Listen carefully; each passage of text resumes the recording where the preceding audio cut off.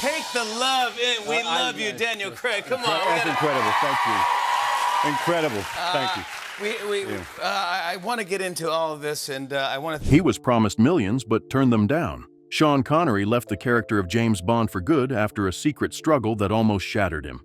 The film executives showed him absolutely no respect. He was continuously followed by the paparazzi, and his frustration drove him to sacrifice his whole paycheck in order to find peace. Despite their pleadings, he refused to return the $5.5 million. We now grasp the harsh reality of why he decided to go. Sean Connery was born on August 25, 1930, in the vibrant Fountainbridge district of Edinburgh, Scotland. He was known as Thomas Sean Connery. He was the eldest brother to two sons. His father, Joseph, worked long hours in the factory and drove a truck to support the family. His mother, Euphemia, worked as a laundress. They lived in a nice two-room flat within a tenement building with no indoor plumbing. Fountainbridge was a thriving community where hardworking people resided, surrounded by breweries and factories that affected their everyday lives. Life was full of problems, and finances were sometimes a source of concern. At the age of 7, Connery was already earning his keep. He delivered milk to the community for the St. Cuthbert's Cooperative Society. He found himself rising before the light, exploring every hidden passage in Edinburgh. Years later, after becoming renowned, he encountered a taxi driver who attempted to overcharge him. Rather than engaging in an argument, he gently guided the driver down the quickest route in the city, impressing him with his knowledge. When his younger brother Neil was born in 1938, his family faced even more hardships.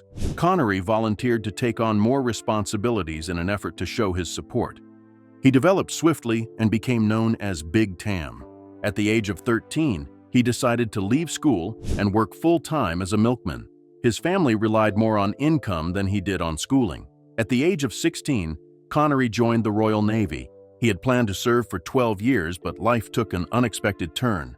After barely 3 years, he was let go due to serious stomach ulcers, a family medical concern.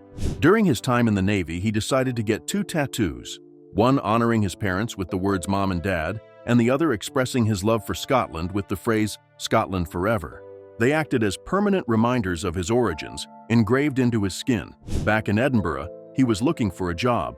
He took any job that came his way. He took care of coffins, transported coal, worked as a lifeguard at Portobello Open Air Pool, and even modeled naked for art students at Edinburgh College of Art. These occupations helped him get by, but he craved something more. At 21, he acquired a new passion: bodybuilding. He started his adventure at the Dunedin Weightlifting Club in Edinburgh, where he was able to learn from seasoned former British Army gym instructors. He was 6 feet 2 inches tall and had a robust, muscular body, which drew attention. He traveled to London in 1953 at the age of 22 to compete in the Mr. Universe competition. He competed in the tall division, which includes contestants who are taller than 5 feet 10 inches. During a bodybuilding event, he overheard a conversation regarding South Pacific auditions. Despite his lack of experience, he took the leap. To his astonishment, he was given a modest role as a chorus member. He may not have been able to sing or dance, but that was fine. When the show arrived in Edinburgh, his role grew. He eventually became Lieutenant Buzz Adams, and his weekly pay increased from £12 to £14 and 10 shillings. The extra money was useful, but South Pacific offered him far more than just a wage. Robert Henderson, an American actor, noticed his talent. He introduced Connery to the world of literature, introducing him with classic works by Shakespeare and Ibsen. He persuaded him to engage in elocution courses. Connery's thick Scottish accent contributed to his allure, but lightening it might open up new chances. During this time, he was known as someone you did not want to cross. One evening in Edinburgh, 6 gang members attempted to rob him. He valiantly stood up to them all on his own. After that, they went away, leaving him alone. That resilience would subsequently play an important role in determining who he was. He began his acting career gradually. His first film credit was in 1957's No Road Back, where he played Spike, a small-time criminal with a speech impediment. It may not have played a significant influence, but it did capture people's attention. To get by, he took on some extra employment. He once cared for journalist Peter Noble's children. His next important appearance was in 1958's Another Time, Another Place, where he played a British correspondent caught up in a wartime romance with Lana Turner's character. This film was supposed to be his big break, yet the most emotional moments occurred away from the camera. Turner's boyfriend, Johnny Stompanato, was a criminal linked to the Los Angeles mob. He honestly believed Turner and Connery were linked in something more than just friendship. He suddenly appeared on the set, carrying a gun. Connery acted without pause. He grabbed Stompanato's wrist and rotated it, forcing him to drop the weapon. Security gently led the gangster away. The event received a lot of coverage in the news. There were rumors that Connery had touched paths with some shady figures in the mob, prompting him to tread carefully in Hollywood. Despite all the hype, the film did not make him a star. Nonetheless, he held on, unable to let go. In 1957, he appeared in the BBC's live television drama Requiem for a Heavyweight, which depicts the touching story of a boxer whose career ends due to injuries. Connery was not the initial choice. Jack Palance chose not to take the position. Director Alvin Rakoff questioned Connery's acting ability, but Jacqueline Hill, who would later marry Rakoff, contended that women would be captivated by his charisma. That was all he needed to land the gig. The show premiered on March 31, 1957. No retakes were permitted. A single error might change everything. Connery played Mountain McClintock, a boxer confronting the obstacles of his twilight career. The role required a balance of strength and openness. Connery actually shone, and critics took notice. The Listener and The Times praised his performance, calling it one of the night's highlights. Michael Caine, a young actor, appeared beside him in Requiem for a Heavyweight. Back then, they were just two actors attempting to make it in a competitive field. Years later, they would become close friends and co-star in The Man Who Would Be King. Sean Connery's metamorphosis into James Bond was a watershed moment in film history, albeit a difficult path to travel. When he was cast in Dr. No in 1962, Ian Fleming, the mastermind behind James Bond, was upset. He felt Connery lacked finesse and smoothness.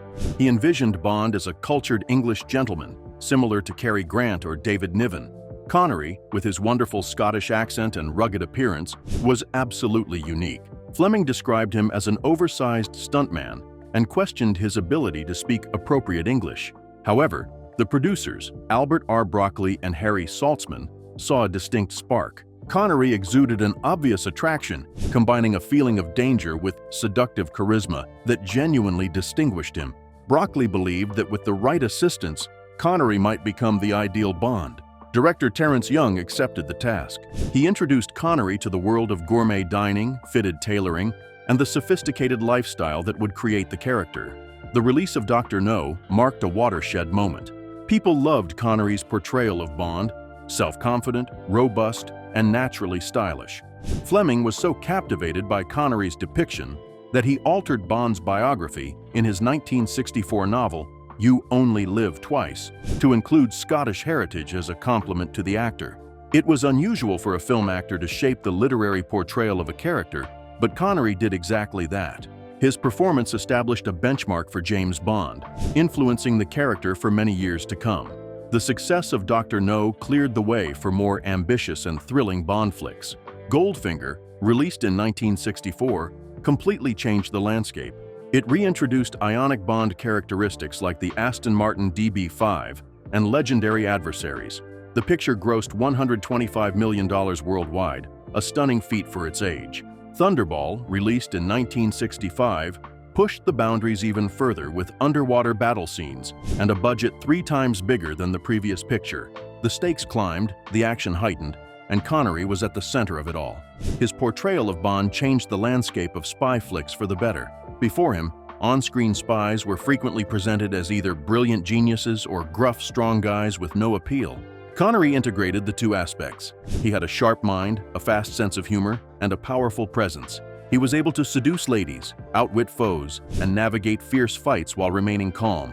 His Bond paved the way for future action heroes, influencing films like Mission Impossible and The Bourne Identity. Connery also pushed for authenticity. He regularly performed his own stunts, which was rather unusual for famous stars back then. In Dr. No, he came dangerously close to a construction crane while driving fast. However, there were boundaries. He was extremely afraid of spiders, so when it came time to film the iconic tarantula scene, he refused to let the spider crawl on him. The team installed a glass pane to separate him from the beast, and they later hired a stuntman to complete the sequence. By 1967, Sean Connery had grown tired of his role as James Bond. He brought the character to life in 5 films, making it a cherished global symbol. He wished to demonstrate that he was more than just a spy in a tuxedo, but Hollywood and the audience blocked him from progressing. The media's unrelenting scrutiny exacerbated the difficulties we encountered. During the filming of You Only Live Twice in Japan, he was relentlessly chased by photographers. Some went too far, photographing him in a bathroom. That extended beyond simply breaching someone is private.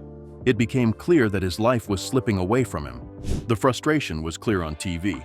You Only Live Twice was a huge production with action scenes that were more magnificent than before. However, Connery looked to be less involved. Both critics and fans noticed it as well. He continued to deliver the lines and keep the appearance, but there was a noticeable missing. Some others commented that he appeared disengaged when the cameras were not rolling. Things still felt difficult. He felt exhausted from the constant interviews and the weight of representing the franchise. He had contributed significantly to Bond's success, but now he questioned whether it was genuinely worthwhile. Money became a worry. Connery made approximately $1 million for You Only Live Twice, which was a big sum for the time. However, the Bond flicks generated substantially more revenue. He believed he was entitled to a larger portion. However, producers Albert R. Broccoli and Harry Saltzman declined to enhance his remuneration. Their relationship began to deteriorate, and the disagreement quickly became public. Connery felt underappreciated. The films had made him a celebrity, but they had also consumed his life. His dissatisfaction with the role was rooted in more than just money. He was deeply frustrated at how much it had begun to mold his identity. "I have never loved the James Bond character." He once stated that he intended to kill him. That was not simply a casual comment. It demonstrated how much he desired to flee. Even his close friend Michael Caine stated that Connery preferred to avoid discussing Bond. He liked to keep it to himself. He was prepared to let go and embrace whatever came next. After the filming was over, Connery reached a conclusion. He would move on from Bond. The producers had no choice but to seek for a new actor. They chose George Lazenby, a model without much acting experience. In 1969, he appeared in the film On Her Majesty's Secret Service as the lead. However, the shift was not without problems. Lazenby had various problems with the production team, and by the time the film hit theaters, he had decided to move on. He only appeared as Bond in one film. Connery had left, and the franchise struggled to continue without him. A fresh Bond was urgently needed. Roger Moore was preoccupied with filming The Persuaders, so they looked into other options. They even revealed the wonderful news that American actor John Gavin would play the next 007. However, David Picker, president of United Artists, had a different plan. He had a firm belief that only one actor could rekindle the enchantment. He desired Connery. After You Only Live Twice in 1967, Connery left the franchise. He was deeply frustrated with the producers and tired of being pigeonholed into the same roles. He had not planned on returning. Picker, however, circumvented producers Harry Saltzman and Albert R. Broccoli in favor of making a direct approach to Connery and his agent. What followed was a landmark transaction in Hollywood history. Connery opted to return for an amazing $1.25 million compensation. To give you an idea, that amount equaled Dr. No's whole budget in 1962. Furthermore, he received 12.5% of the film's total income.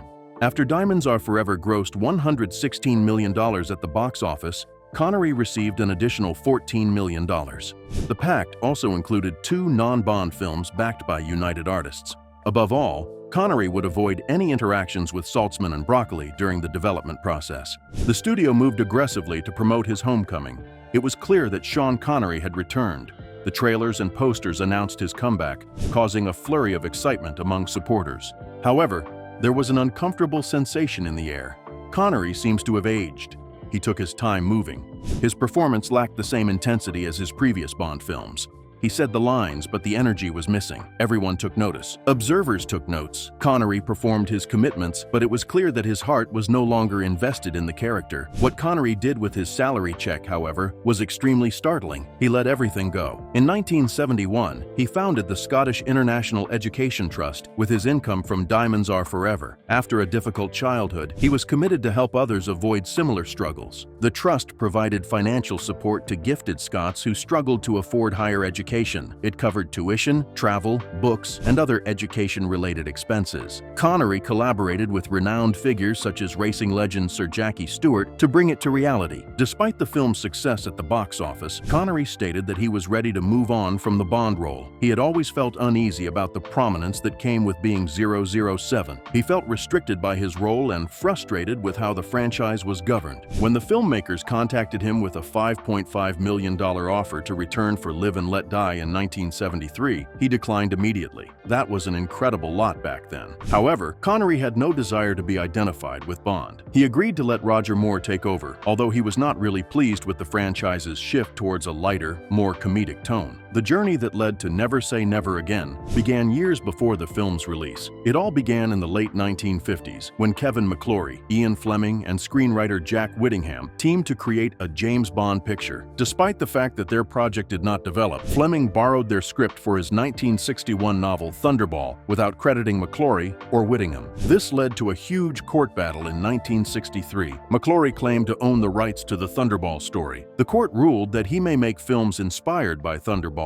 while Fleming kept the rights to the original novel. In 1965, McClory worked with Aeon Productions to co-produce Thunderball. However, he encountered a legal impediment that kept him from making another Bond film for a decade. Once that restriction was abolished, he eagerly proceeded to plan his own Bond film. That attempt resulted in the 1983 film Never Say Never Again, a reinterpretation of Thunderball. The film was a difficult project to create. Because Aeon owned most of the Bond trademarks, McClory had to be careful not to utilize anything that could result in another litigation. He may utilize Spectre and Blofeld, but Q, M, and the famous gun barrel opening were prohibited. Even after the film's release, McClory continued to advocate for stronger authority. He stated that his screenplay had affected Bond's representation in films and claimed a sense of shared ownership of the character. Despite the courts dismissing his allegations, he pursued legal action for many years. He struggled against Aeon till he died in 2006. The long-running disagreement was resolved in 2013 when his heirs opted to transfer the remaining Thunderball rights back to Aeon, bringing an end to a court struggle that had lasted more than 5 decades. One of the most surprising scenes in Never Say Never Again was Sean Connery's return to the character of Bond. He told himself that he would never play such a part again after Diamonds Are Forever in 1971. However, producer Jack Schwartzman offered him an attractive opportunity: $3 million up front, about $8 million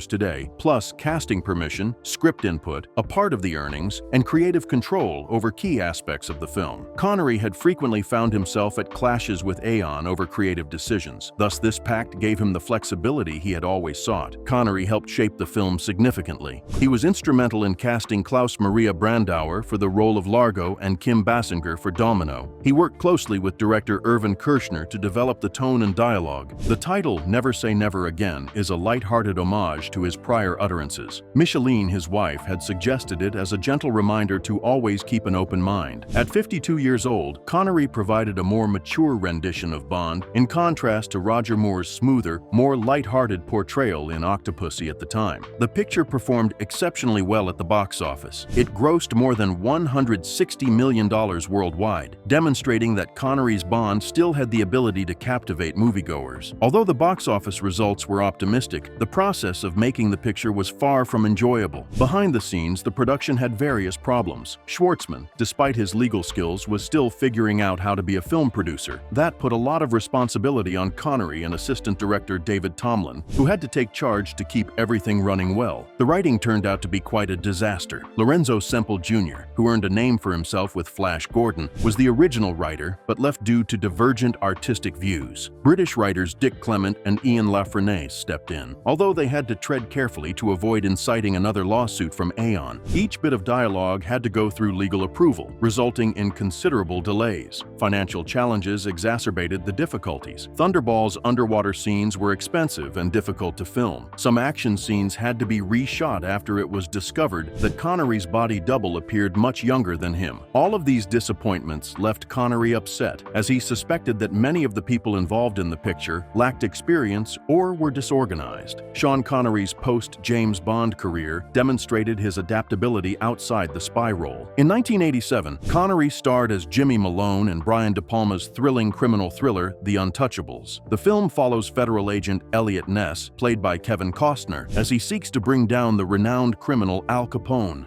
Connery played a rugged Irish-American cop who mentored Ness. His portrayal exuded tenacity and warmth, establishing him as the film's spirit. People adored him, and reviewers praised him. At the 1988 Academy Awards, Connery won Best Supporting Actor. He only received one Oscar in his entire career. That night, as he stood on stage, ready to deliver an award, he heard his name called. The audience rose to its feet, celebrating not only his victory, but also the several great performances he had given over the years. The Untouchables benefited from Connery's distinct creative vision. A well-known line from the film about bringing a knife to a gunfight was not in the original script. He came up with it on the set, and it became one of the film's most famous lines. The film resonated with audiences, grossing an astonishing $106.2 million worldwide. 2 years later, Connery appeared in another blockbuster. In the 1989 film Indiana Jones and the Last Crusade, he played Henry Jones Sr. The job seemed right. Director Steven Spielberg has always stated that James Bond influenced Indiana Jones, so casting Sean Connery as Indy's father seemed like a meaningful tribute. The film showed a more personal side of him. He played a tough yet lovable professor who was very devoted to the Holy Grail. The bond between him and Harrison Ford brought their father-son relationship to life, making it one of the film's most memorable scenes. Connery found ways to incorporate humor. One of his funniest lines, "She talks in her sleep," came out simply, with no script. He came up with it right then and there, and the entire team burst out laughing. Spielberg liked it so much that he included it in the final cut. The picture was a huge success in 1989, grossing $474.2 million worldwide. The film also won an Academy Award for Outstanding Sound Effects Editing. The following year, Connery played a new type of character in The Hunt for Red October. This film, released in 1990, was inspired by Tom Clancy's novel and tells the story of a Soviet submarine captain's brave attempt to seek shelter in the United States. Connery played Captain Marco Ramius, a strong and smart leader. His acting was so riveting that audiences did not notice that a Russian submarine captain had a Scottish accent. He almost missed out on the casting. Klaus Maria Brandauer was initially chosen for the post, but he later declined. Connery received the script, but a faxing error left out an important description regarding the Cold War context. Without such context, Connery found the story perplexing and decided to decline it. After the studio corrected the error, he agreed to join. The film was a huge success, grossing over $200 million worldwide and winning an Oscar for Best Sound Editing. Despite Connery's exceptional talent for selecting great pictures, he occasionally passed up huge possibilities. One of the most influential was The Lord of the Rings. Director Peter Jackson made an invitation for him to play Gandalf in the trilogy, promising him a huge $30 million plus 15% of the box office earnings. Connery had the opportunity to make approximately $450 million